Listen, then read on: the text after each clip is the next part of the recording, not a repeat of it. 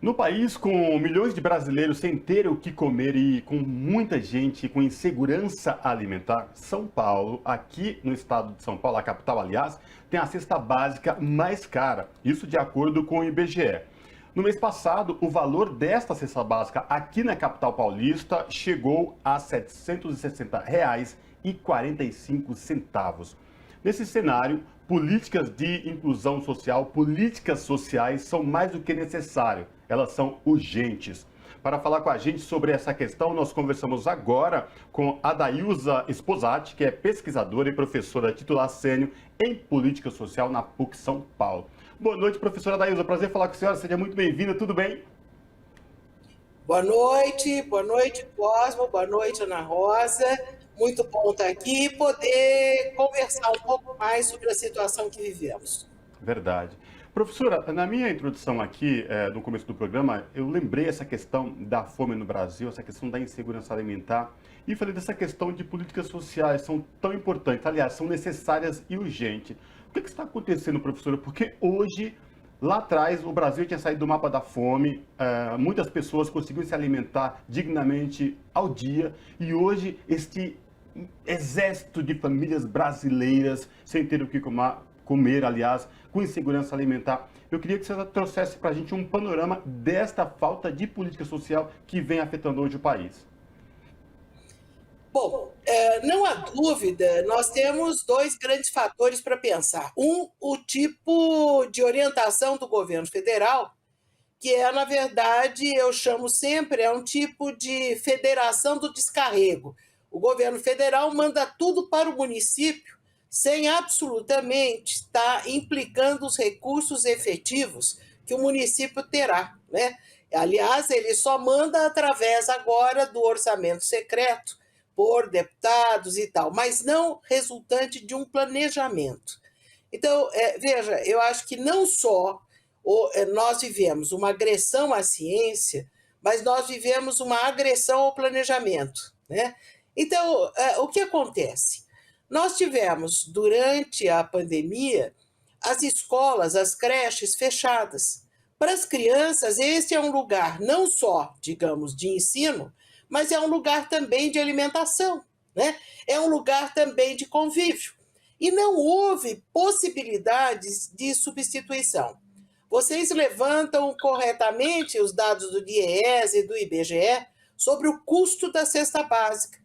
Agora, como é que se mantém um salário mínimo a R$ 1.200 com uma cesta básica de R$ 760? Você tem não só, digamos, a questão do alto custo da cesta básica, como uma ausência realmente de provisão de condições. Então, nós temos uma quebra das políticas sociais, educação, saúde, né? Sem dúvida alguma, habitação, mas nós temos uma quebra também do ponto de vista do que nós chamamos as políticas de proteção social, né? Então, as várias iniciativas, né? Por exemplo, de implantação do Sistema Único de Assistência Social, que vinham numa ascensão, numa presença nos 5.700 municípios, elas foram sendo, na verdade, retiradas.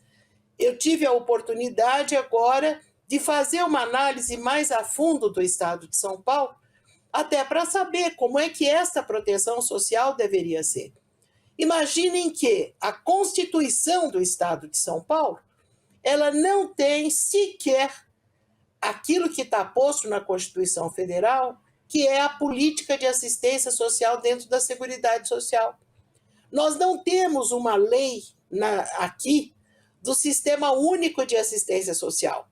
Nós não temos, os órgãos de planejamento no estado de São Paulo foram todos fechados. Então, nós temos uma questão federal, mas nós temos também uma ausência de uma continuidade, de uma qualificação, de um avanço científico dentro do social, principalmente na proteção social. Professora, você está falando a senhora está falando do contexto do estado de São Paulo e uma questão bastante latente aqui é que o estado de São Paulo tem um dos maiores orçamentos da nação, com um capital bastante imponente, mais de 300 bilhões de reais. E a senhora está falando assim da ausência de uma política específica do Estado para essa proteção social.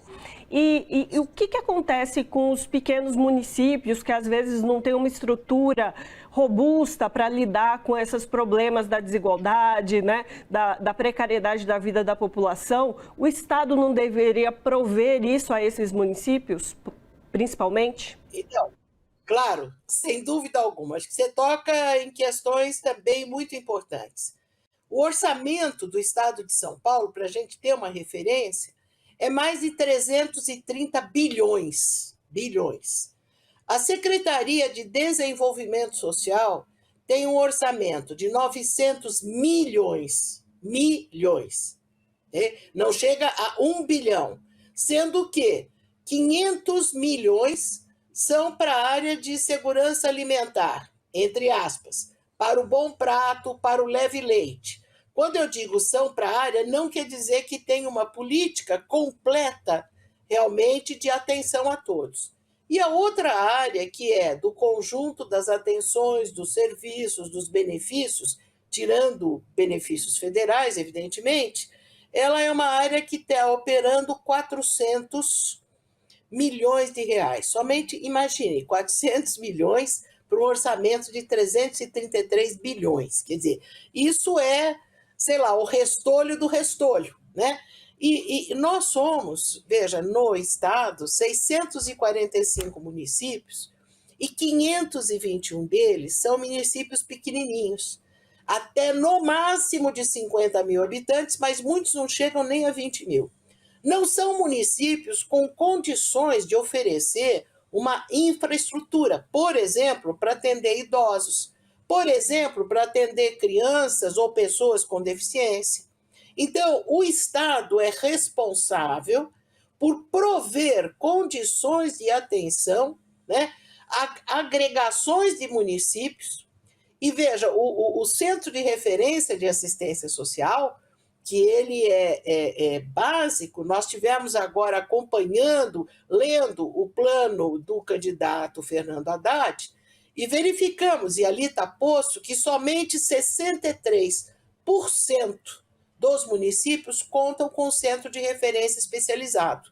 Quer dizer, como é que um estado que tem a cesta básica mais cara, que é um dos estados que concentra maior capacidade técnico-científica na América Latina e no Brasil, como é que ele, na verdade, tem esta precarização de resposta? Então, isso é assustador.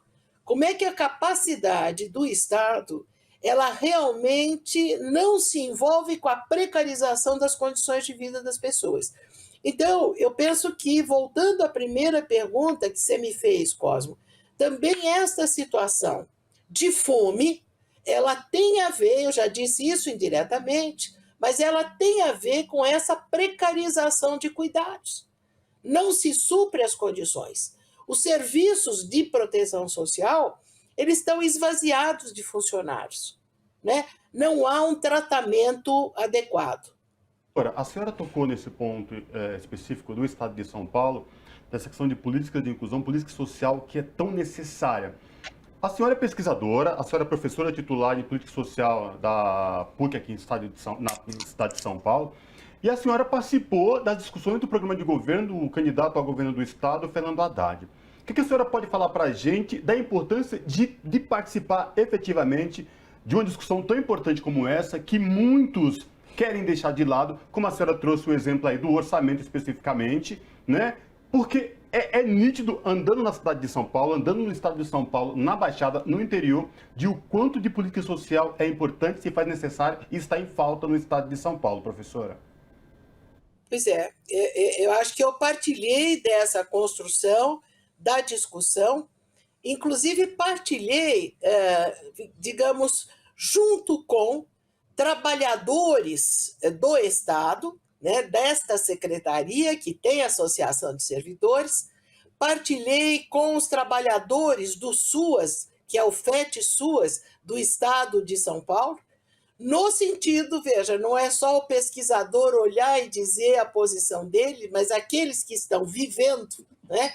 Como é que eles enxergam e o que é que eles estão sentindo concretamente no trabalho, né? Então, por exemplo, existe a questão, o Estado não tem residências inclusivas que fossem atender a população, por exemplo, com deficiência. Quer dizer, então, como é que a gente não tem essa provisão? Nós temos atenção à criança e adolescente, gente. Então, como é que nós temos essa ausência de atenção e qualificação? Então, você pode trabalhar por segmento ou trabalhar num todo, e mesmo a distribuição de cestas básicas, elas não têm absolutamente o conteúdo necessário para atender a população. Eu tive a informação de cesta básica com 5 quilos de açúcar e 1 de arroz. E esta mãe que recebia dizia, bom, o que eu faço é, enquanto dura o arroz, eu vou fazer um arroz doce bem docinho para eu dar para as crianças. Então, não é só, digamos, também chegar a uma atenção, mas a qualidade dessa atenção dentro, na verdade, de uma lógica que eu chamo de mitigação. É dizer, para quem menos tem, vamos precarizar mais, certo? Parece que é um horizonte de morte, não um horizonte de dignidade, como diz a Constituição. Então, nós temos que levantar o reconhecimento da dignidade de cada um. Isto me parece extremamente significativo. Tu pensa a esse respeito? A senhora chegou a trocar figurinhas, falar sobre essa questão tão importante, já que a senhora participou das discussões do programa de governo do candidato Fernando Haddad. Qual a visão dele sobre essa questão? Então, olha, nós tivemos não só momentos de discussão, inclusive com a coordenação de campanha, como uma discussão com realmente Fernando Haddad, um grande seminário, né, onde nós fizemos junto com o pessoal da segurança alimentar para poder garantir que também esta questão da atenção, digamos, à fome da população, tivesse não só arremedos, né?